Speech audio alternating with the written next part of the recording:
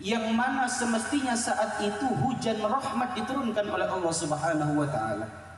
Tetapi tiba-tiba Rasul sallallahu alaihi wasallam bersabda, "La yujalisuna qati'ur rahim." Janganlah duduk dengan kita saat ini siapapun di antara kalian yang telah memutuskan hubungan silaturahim. Sudah.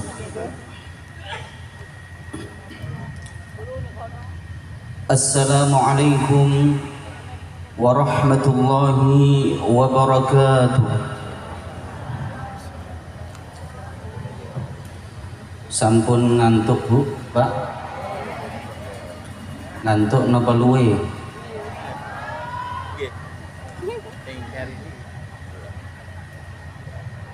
Alhamdulillahi rabbil alamin.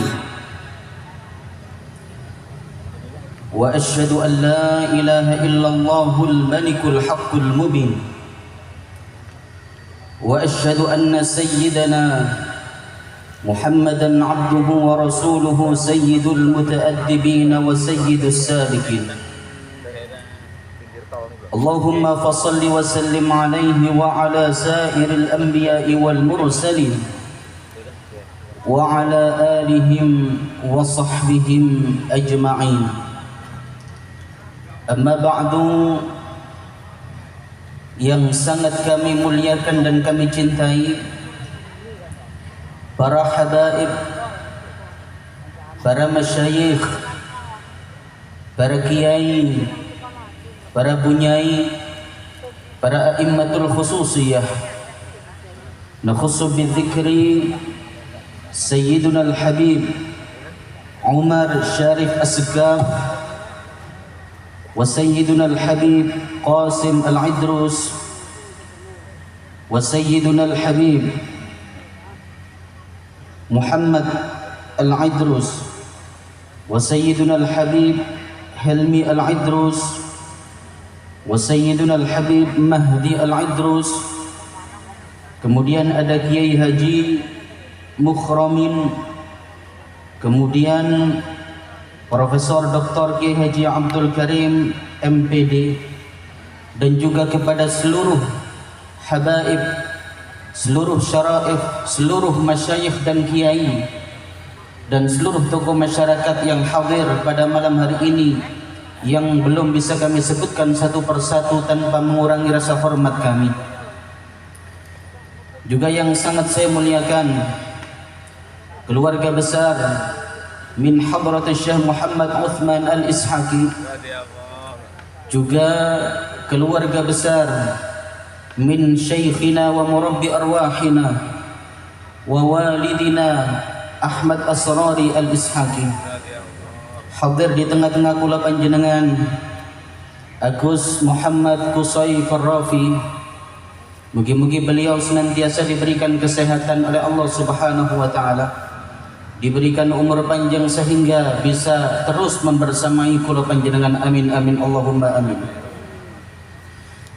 Juga yang sangat saya muliakan para pejabat pemerintah baik sipil maupun TNI Polri yang hadir di tengah-tengah kita mewakili Bupati Pati, yakni Kepala Bapeda Kabupaten Pati Dr. Mukhtar MM, juga kepada seluruh perwakilan dari Ormas, terutama tadi juga disebut Ketua PCNU Kabupaten Pati, dan juga dari kepengurusan MUI yang hadir pada malam hari ini. Juga yang sangat saya muliakan segenap jajaran kepengurusan Al-Khidmah, baik di tingkat pusat wilayah maupun daerah. Juga yang sangat saya muliakan seluruh jamaah Al-Khidmah yang hadir pada malam hari ini, juga teman-teman Uksafi Kopler Community, rahimakumullah. Alhamdulillah, kita bersyukur kepada Allah Subhanahu wa taala atas aneka nikmat yang Allah berikan kepada kita semua, terutama nikmat iman, nikmat Islam, nikmat kesehatan dan kesempatan, khususnya nikmat mahabbah, nikmat cinta kepada baginda Nabi Muhammad sallallahu alaihi wasallam, nikmat mahabbah kepada para wali-wali Allah, khususnya Sultanul Aulia Sayyiduna Syekh Abdul Qadir Al-Jailani, nikmat mahabbah kepada guru kita Hadratul Syekh Ahmad Asrari Al-Ishaqi, sehingga pada malam hari ini kita semua dikumpulkan oleh Allah di sebuah tempat yang insya-Allah penuh dengan keberkahan ini. Kita berdoa hadirin hadirat rahimakumullah, semoga hadir kula panjenengan ke tempat ini menjadikan sabab bungahnya guru kita, dan semoga hadirnya kula panjenengan di tempat ini membawa keberkahan bagi kehidupan kita. Kita tidak meninggalkan majlis ini kecuali dosa-dosa kita, dosa kedua orang tua kita, dosa guru-guru kita, dosa keluarga kita, dan dosa semua orang yang kita cintai tidak lain kecuali diampuni oleh Allah Subhanahu wa taala. Bagi kita yang punya hajat, semoga hajat kita dimudahkan oleh Allah. Bagi kita yang punya masalah, semoga masalahnya diselesaikan oleh Allah. Yang sakit semoga disembuhkan oleh Allah. Yang belum dapat jodoh semoga dipertemukan oleh Allah. Yang sudah dapat jodoh semoga ditambah oleh Allah, tambah sakinah, mawaddah, warahmah. Tambah mama ya apa sih? Hadirin hadirat rahimakumullah, Sayyiduna al-Imam Sahal At-Tustari dalam sebuah kesempatan beliau mengatakan, man arada an yanzura ila majalisil anbiya falyanzur ila majalisil ulama. Barang siapa yang ingin melihat majlisnya para nabi, barang siapa yang ingin melihat majlisnya para rasul, barang siapa yang ingin melihat majlisnya Nabi Muhammad sallallahu alaihi wasallam, maka lihatlah majlis yang diadakan oleh para ulama. Hadirin hadirat rahimakumullah, majlis yang kula panjenengan sakniki hadir di dalamnya adalah majlis daripada seorang ulama rabbani, seorang ulama yang menjadi pewaris Nabi Muhammad sallallahu alaihi wasallam, seorang yang diakui tidak hanya ilmu juga akhlak dan keluasan pekertinya oleh banyak orang, yakni guru kita Hadratul Syekh Ahmad Asrari Al-Ishaqi. Majlis Al-Khidmah ini hakikatnya adalah majlis Sultanul Aulia Sayyidina Syekh Abdul Qadir Al-Jailani. Majlis Zikir Al-Khidmah ini hakikatnya adalah majlis Nabi Muhammad sallallahu alaihi wasallam, yang mana disebutkan dalam sebuah hadis bahwa Nabi Muhammad sallallahu alaihi wasallam bersabda, "Ma jalasa qaumun yadhkuruna Allah Ta'ala illa haffat bihimul malaikah wa ghasyiyatuhumur rahmah wa dzakarahumullahu fi man indah." Barang siapa tidak ada satu kaum yang duduk berkumpul berzikir kepada Allah Subhanahu wa taala kecuali saat itu malaikat akan turun untuk mengelilingi mereka, dan mereka diliputi oleh rahmat Allah Subhanahu wa taala, dan Allah Subhanahu wa taala akan membanggakan mereka di hadapan para malaikatnya. Hadirin, majlis yang kula panjenengan hadir niki majlis yang luar biasa, majlis yang begitu agung, majlis yang saya yakin hakul yakin dihujani oleh rahmat Allah Subhanahu wa taala. Tetapi hadirin hadirat rahimakumullah, meskipun majlis ini mulia, meskipun majlis ini punya nilai yang besar di sisi Allah Subhanahu wa taala, meskipun majlis ini dihujani oleh rahmat Allah Subhanahu wa taala, tetapi ada satu maksiat, ada satu dosa, yang mana dosa ini atau maksiat ini ketika kula panjenengan lakukan, maka kula panjenengan tidak akan mendapatkan bagian apa-apa daripada majlis yang mulia ini. Apakah itu? Rasul sallallahu alaihi wasallam dalam sebuah hadis yang diriwayatkan oleh Al-Imam Al-Asbahani, sahabat Nabi bercerita, kunna julusan 'inda Nabi sallallahu alaihi wasallam faqala, bahwa suatu saat kami, yakni para sahabat, duduk bersama Nabi, kami bermajlis dengan Nabi, kami mendengar kata-kata atau sabda-sabda yang keluar dari lisan beliau yang mulia, yang mana semestinya saat itu hujan rahmat diturunkan oleh Allah Subhanahu wa taala. Tetapi tiba-tiba Rasul sallallahu alaihi wasallam bersabda, "La yujalisuna qati'ur rahim." Janganlah duduk dengan kita saat ini siapapun di antara kalian yang telah memutuskan hubungan silaturahim. Hadirin, tampaknya Kanjeng Nabi semerap bahwa ada di antara salah satu sahabat beliau yang hadir di majelis beliau saat itu telah ada hubungan yang retak dengan keluarganya. Ada masalah dengan salah satu keluarganya. Sahabat terdiam, hadirin.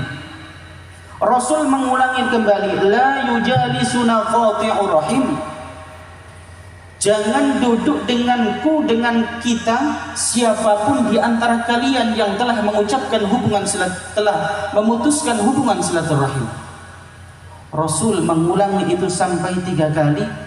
Lalu kemudian faqama fatan minal halqa fa'ata khalatan lahu qad kana bainahuma ba'du syai' wastaghfara laha thumma 'ada ila al-majlis. Lalu kemudian ada seorang pemuda tiba-tiba berdiri tanpa berkata satu kata pun. Pemuda ini kemudian keluar daripada majelisnya Nabi, dia pulang. Yang dituju adalah rumah salah seorang bibitnya, yang ternyata antara dia dan bibitnya beberapa hari sebelumnya bertengkar, yang kemudian menyebabkan hubungan keduanya terputus, hubungan silaturahim di antara keduanya terputus. Lalu pemuda itu datang ke rumah bibinya, kemudian bertamu meminta maaf kepada bibinya, dan kemudian bibinya juga sama-sama meminta maaf. Lalu keduanya saling berbaikan. Setelah itu pemuda tadi kemudian kembali menuju majlis Nabi Muhammad SAW. Hadirin, Nabi tersenyum melihat apa yang dilakukan oleh sahabat yang beliau cintai itu. Namanya sahabat bukan orang yang maksum. Suatu saat mereka sama seperti kita pernah melakukan kesalahan, tapi sebaik-baik orang yang melakukan kesalahannya adalah memperbaikinya. Kemudian Nabi tersenyum melihat apa yang dilakukan oleh sahabat itu. Beliau kemudian berkata, "Wahai sahabat, wahai orang-orang yang aku cintai, kenapa tadi aku berkata seperti itu? Karena ketika aku berkumpul bersama kalian, semestinya Jibril turun, rahmat Allah turun menghujani kita. Tapi ternyata tadi tidak ada sama sekali rahmat Allah yang diturunkan kepada kita semua. Penyebabnya adalah karena ada di antara kalian yang telah memutuskan hubungan silaturahim. Inna rahmata la tanzilu ala qaumin wa fihim qati'ur rahim." Sesungguhnya rahmat Allah tidak akan diturunkan kepada suatu kaum yang di dalamnya terdapat orang-orang yang memutuskan hubungan silaturahim. Hadirin, betapa majelis ini mulia, tetapi boleh jadi ada di antara salah satu di antara kula panjenengan yang tidak mendapatkan bagian daripada kemuliaan itu. Sebabnya apa? Sebabnya karena ada di antara kita yang memendam kebencian terhadap sesama muslim, terutama saudaranya. Oleh karena itu guru kita Hadratus Syekh Ahmad As-Suradi Al-Ishaqi sering dalam sebuah kesempatan beliau mengulang-ulang, ketika kula panjenengan datang ke majelis al-khidmah, 2 hal saja yang harus dilakukan. Apa itu? Yang pertama adalah qasdun sahih, niat yang benar. Jangan niat mencari dunia, jangan niat mencari popularitas, jangan niat apapun kecuali niat hanya karena Allah Subhanahu wa taala. Niat karena mahabbah kepada Rasulullah sallallahu alaihi wasallam. Yang kedua adalah qalbun salim, hati yang bersih. Jangan sampai kula panjenengan hadir di majelis al-khidmah ternyata dalam hati kita masih memendam kebencian terhadap saudara-saudara kita. Wonten kitab Irsyadul Ibad, Asy-Syaikh Zainuddin Al-Malibari menukil sebuah hikayat dari guru beliau, yakni Syekhul Islam Ibnu Hajar Al-Haytami radhiyallahu anhu. Ibnu Hajar mengisahkan bahwa suatu saat ada orang menunaikan ibadah haji dengan membawa bekal uang kurang lebih 1000 dinar. 1000 dinar niku kadah. Kalau dikurskan sekarang mungkin puluhan M, Pak. Jadi wong haji nggawa duit puluhan M. Niku wong sugih niku. Ya sakniki niku wong sugih julukane napa? Crazy rich. Nek kula panjenengan rich-nya hilang tinggal crazy-nya mawon. Orang ini menunaikan ibadah haji membawa uang 1000 dinar. Ketika sampai di Mekah dia bingung. Karena kenapa ibadah haji itu membutuhkan waktu beberapa hari, 4 sampai 5 hari, membutuhkan konsentrasi yang luar biasa, membutuhkan fisik yang prima. Jangan sampai kemudian ada sesuatu yang mengganggu konsentrasinya untuk menunaikan ibadah haji. Dia khawatir seandainya uang 1000 dinar ini saya bawa, maka saya khawatir hilang, atau saya khawatir mengganggu konsentrasi saya dalam menunaikan ibadah haji. Lalu atas saran salah satu daripada temannya, orang ini kemudian disarankan agar menitipkan uang ke seorang soleh, yakni salah satu penduduk Mekah. Orang itu dikenal sebagai seorang ulama, sebagai seorang ahli zikir, dikenal sebagai seorang ahli majelis, dan terutama dia dikenal sebagai seorang yang amanah, sehingga banyak orang menitipkan uang kepadanya. Lalu atas saran salah satu temannya tadi, kemudian orang kaya itu menitipkan uang 1000 dinarnya ke orang soleh tadi, ke ulama tadi. Setelah dititipkan, orang kaya itu kemudian menunaikan ibadah haji seperti biasa. Setelah ibadah haji selesai, kemudian orang kaya tadi pergi kembali menuju rumah orang soleh tempat dia menitipkan uang 1000 dinar. Hadirin, apa yang terjadi sesampainya di rumah orang tersebut? Ternyata orang itu telah meninggal 1 hari sebelumnya. Kemudian ditanya ke istri atau anaknya, ternyata tidak ada yang tahu kalau ayahnya telah menerima titipan uang 1000 dinar. Hingga kemudian orang kaya ini bingung, Pak, menitipkan uang puluhan miliar ke seseorang, orang yang mati, keluarganya tidak ada yang tahu. Lalu kemudian dia kebingungan. Setelah ada yang memberikan saran, coba panjenengan silaturahim berkunjung ke rumah salah seorang wali yang ada di kota Mekah. Mintalah nasihat kepadanya, mintalah petunjuk kepadanya, mintalah bimbingan kepadanya, agar supaya uang panjenengan yang 1000 dinar itu bisa kembali. Betul, kemudian orang kaya ini bertamu ke rumah seorang wali yang ada di kota Mekah. Dijelaskan semua permasalahannya. Kemudian wali tadi bertanya, wahai Tuan, berdasarkan cerita Anda, berarti orang tempat Anda menitipkan uang itu orang soleh. Nggih, dia soleh. Dia amanah. Iya, dia amanah, wahai Tuan. Dia ahli zikir. Iya, ahli zikir. Dia ahli sedekah. Iya, ahli sedekah. Dia ahli baca Al-Quran. Iya, ahli baca Al-Quran. Kata wali tadi, Bapak Ibu sekalian, biasanya orang-orang seperti itu akan dimasukkan surga oleh Allah. Masuk akal, Pak? Orang soleh umumnya dia masuk surga. Kalau begitu, coba nanti lewat tengah malam panjenengan pergi ke sumur Zam-Zam. Di sumur Zam-Zam, panggillah nama arwah orang soleh tempat Anda menitipkan uang itu. Kalau memang orang soleh tersebut masuk ke dalam surga Allah, arwahnya dikumpulkan dengan arwah orang-orang solihin, maka dia akan menjawab panggilan Anda dan akan memberitahukan di mana letak uang Anda. Karena kenapa? Sumur Zam-Zam itu yang menghubungkan antara alam roh orang-orang soleh, atau yang menghubungkan antara surga dengan alam dunia. Betul, kemudian saran itu dilakukan ketika malam hari lewat jam 12 malam, orang kaya tadi pergi ke sumur Zam-Zam. Di lubang sumur Zam-Zam itu kemudian dipanggil nama orang soleh yang sudah meninggal tersebut. Ya fulan, tidak ada jawaban. Dipanggil 2 kali tidak ada jawaban, 3 kali tidak ada jawaban, sampai kemudian dia frustasi, dia pulang.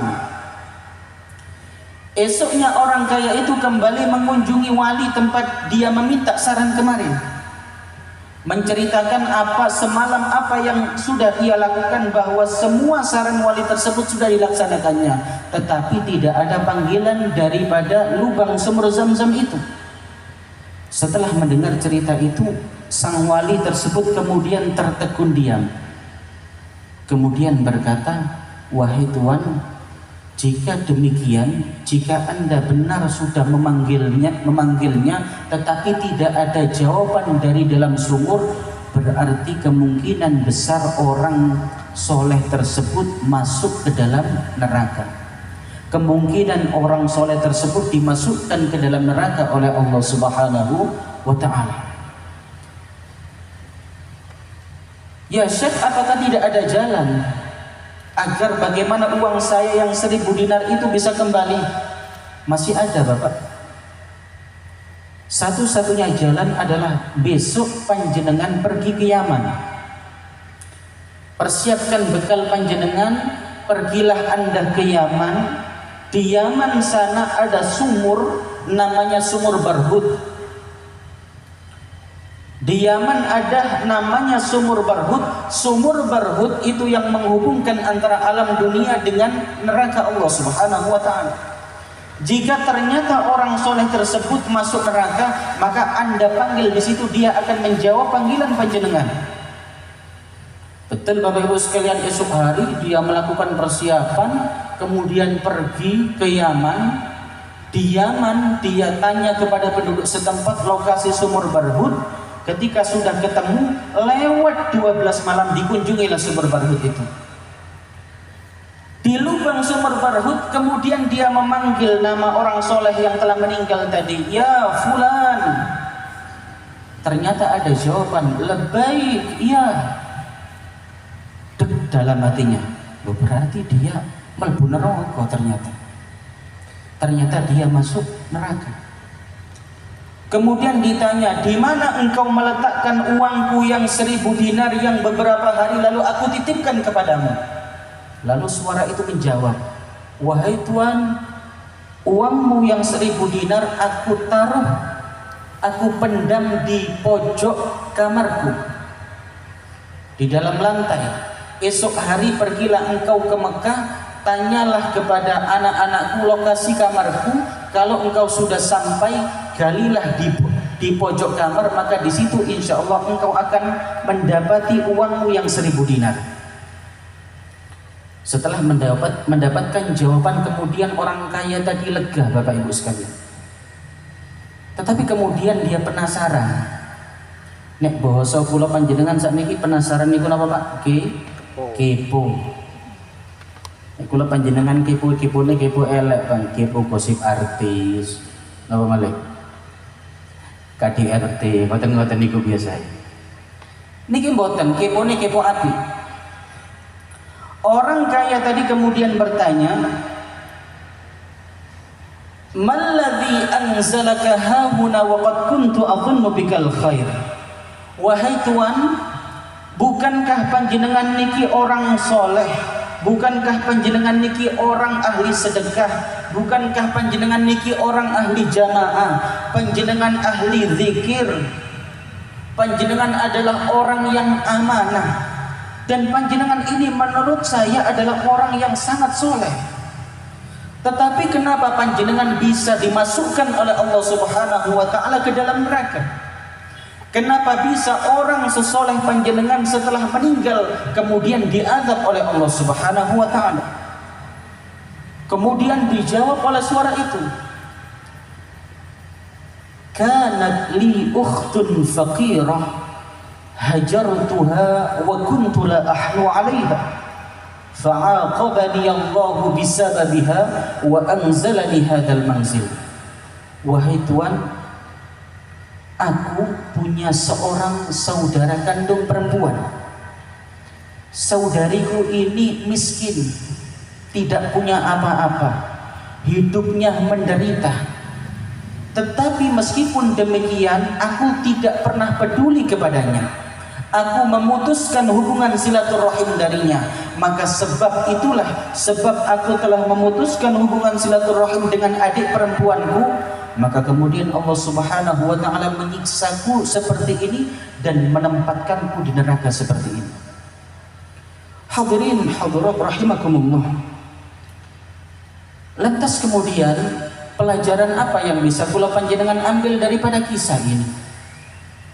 Bahwa hadirin begitu penting menyambung hubungan silaturahim, begitu penting menyambung hubungan ukhuwah, sehingga ketika orang itu telah memutuskan hubungan silaturahim, ketika dia memutuskan hubungan ukhuwah, maka akibat terkecilnya adalah seandainya dia datang ke majelis yang mulia, dia tidak mendapatkan apapun.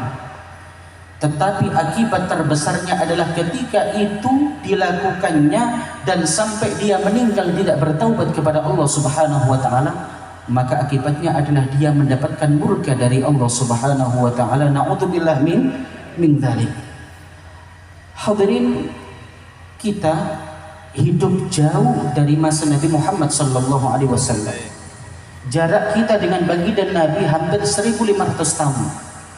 Dan jarak kita dengan Sultanul Auliya Sayyiduna Syekh Abdul Qadir Al-Jilani kurang lebih 1000 tahun. Dan kita telah ditinggalkan oleh guru kita Hadratus Syekh Ahmad Asrari Al-Ishaqi.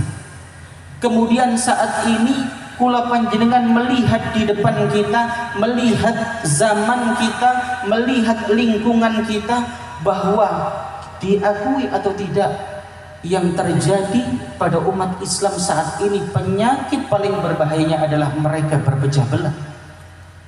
Banyak orang memutuskan hubungan silaturahim, banyak orang memutuskan hubungan ukhuwah Islamiyah.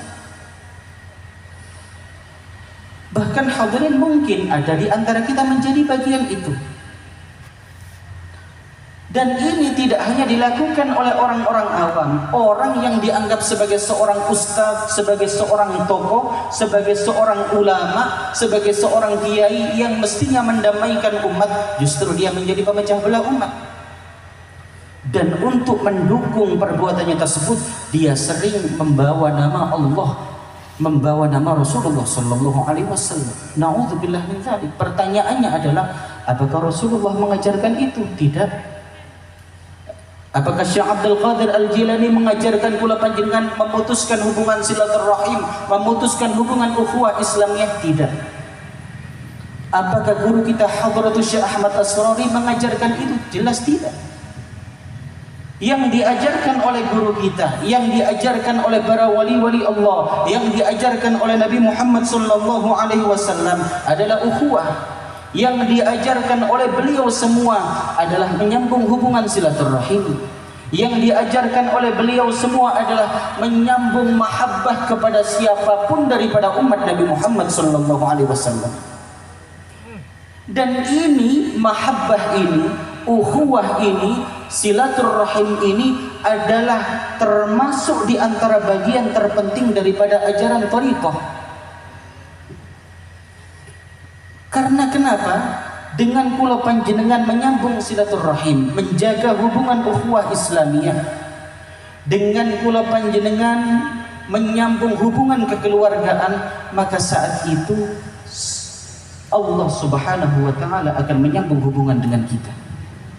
Sebagaimana disampaikan oleh Syekh Az-Zarruq, disampaikan oleh Syekh Ibnu Ajibah ketika menafsirkan wattaqullaha alladzi tasaaluna bihi wal arham, beliau mengatakan faman qata'aha qata'ahu Allah wa man wasalaha wasalahu Allah. Siapa yang memutus hubungan silaturahim, siapa yang memutus hubungan ukhuwah, maka Allah akan memutuskan hubungan darinya. Dan siapa yang menyambung hubungan silaturahim, siapa yang menyambung hubungan ukhuwah, maka Allah dan Rasulullah akan menyambung hubungan darinya. Hadirin hadirat rahimakumullah, inilah tariqah. Inti daripada tariqah adalah mahabbah, menyambung hubungan sesama muslim. Kula panjenengan kempal-kempal teng mriki tujuannya adalah menyambung mahabbah, yang mana mahabbah itu diwariskan oleh Nabi Muhammad SAW. Karena hubungan apapun yang tidak didasari atas mahabbah, maka kelak pada hari kiamat kedua orang yang berhubungan itu justru akan menjadi musuh satu sama lain. Al-akhillau yawma idzin ba'duhum li ba'din aduwwun illal muttaqun. Hadirin, guru kita Hadratus Syekh berkali-kali menyampaikan, bahkan ini sering beliau ulang menjelang beliau kapundhut, menjelang beliau wafat.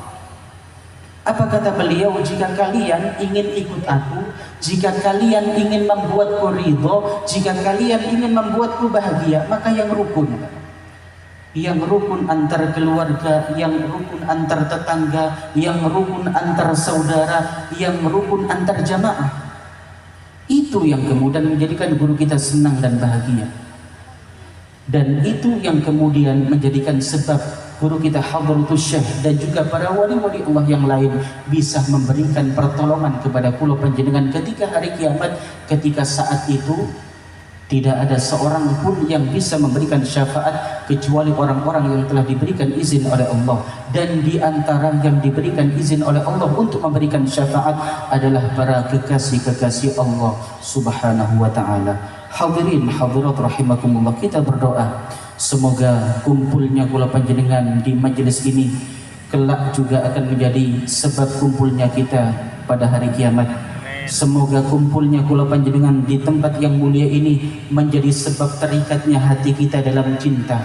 Semoga menjadikan sebab keterikatan hati kita dalam mahabbah. Semoga menjadi sebab keterikatan hati kita dalam cinta kepada Allah, cinta kepada Rasulullah. Dan semoga Allah Subhanahu wa ta'ala menjaga hati kita, Allah Subhanahu wa ta'ala menjaga persatuan kita, Allah Subhanahu wa ta'ala menjaga keluarga kita, Allah Subhanahu wa ta'ala membersihkan hati kita, dan kelak kita menghadap kepada Allah Subhanahu wa ta'ala biqalbin salim, dengan hati yang bersih, dengan hati yang selamat. Kita berdoa kepada Allah, semoga kula panjenengan diampuni semua dosa kita oleh Allah Subhanahu wa ta'ala, segala hajat kita diijabah oleh Allah. Dan sebagaimana tadi disampaikan dalam sambutan bahwa Kabupaten Pati ini akan mengadakan pemilihan pesta demokrasi, kita doakan semoga semuanya berjalan aman, semoga semuanya berjalan tentram dan menghasilkan pemimpin yang diridhoi oleh Allah, yang diridhoi oleh Rasulullah, dan pemimpin yang senantiasa dijaga dan dibimbing oleh Allah Subhanahu wa ta'ala, sehingga Kabupaten Pati ini dan juga Jawa Tengah dan Indonesia pada umumnya menjadi baldatun thayyibatun wa rabbun ghafur. Amin amin Allahumma amin. Wal 'afwu minkum, ihdinas siratal mustaqim. Wassalamu alaikum warahmatullahi wabarakatuh. Waalaikumsalam.